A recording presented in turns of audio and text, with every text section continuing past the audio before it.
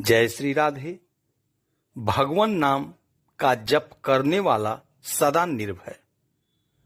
परम पूज्य श्री हनुमान प्रसाद पोद्दार जी महाराज भगवान नाम और प्रार्थना के चमत्कार का फल नामक पुस्तक से परम पूज्य कहते हैं, दैत्यराज हिरण्यकश्यप हैरान था।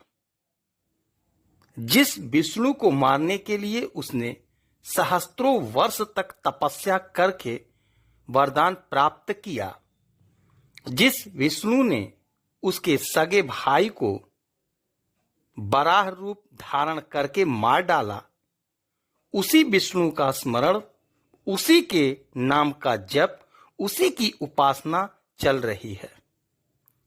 हिरण्यकश्यप के जीते जी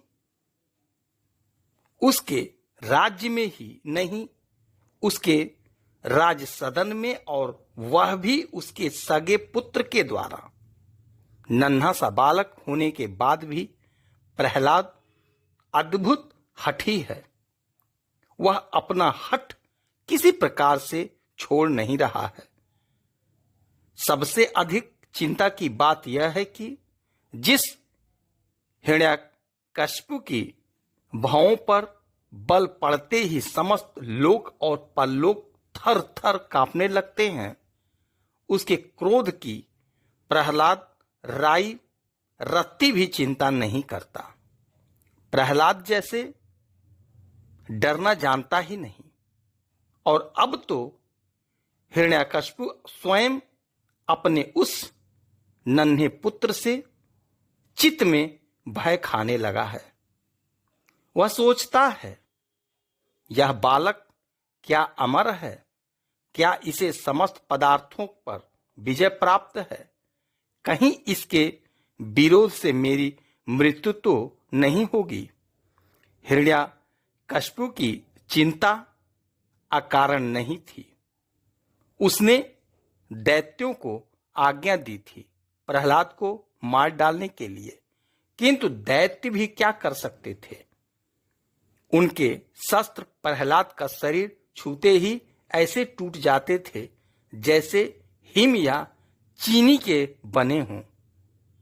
उन्होंने पर्वत पर से फेंका प्रहलाद को, तो वह बालक ऐसे उठ खड़ा हुआ जैसे पुष्प राशि पर गिरा हो। समुद्र में डुबाने का प्रयत्न भी असफल रहा। सिंह, सर्प, मतवाले हाथी, पता नहीं क्यों सभी क्रूर जीव उसके पास जाकर ऐसे बन जाते थे मानो युगों से उसने उन्हें पाला हो। उसे उपवास कराया गया, लंबे समय तक हलाहल विष दिया गया। सब तो हो गया, प्रहलाद पर क्या किसी मारक क्रिया का प्रभाव पड़ेगा ही नहीं? कोई मारक पदार्थ क्यों उसे हानि नहीं पहुंचाता? कोई मारक पदार्थ उसे क्यों हानि नहीं पहुंचाता? एक आश्वासन मिला दैत्यराज को। उसकी बहन होलिका को एक वस्त्र मिला था किसी से, जिसे ओढ़कर वह अग्नि में बैठने पर भी जलती न थी।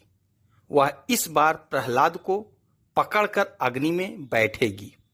सूखी लकड़ियों का पूरा पर्वत खड़ा कर दिया दैत्यों ने, उसमें अग्नि लगा दी।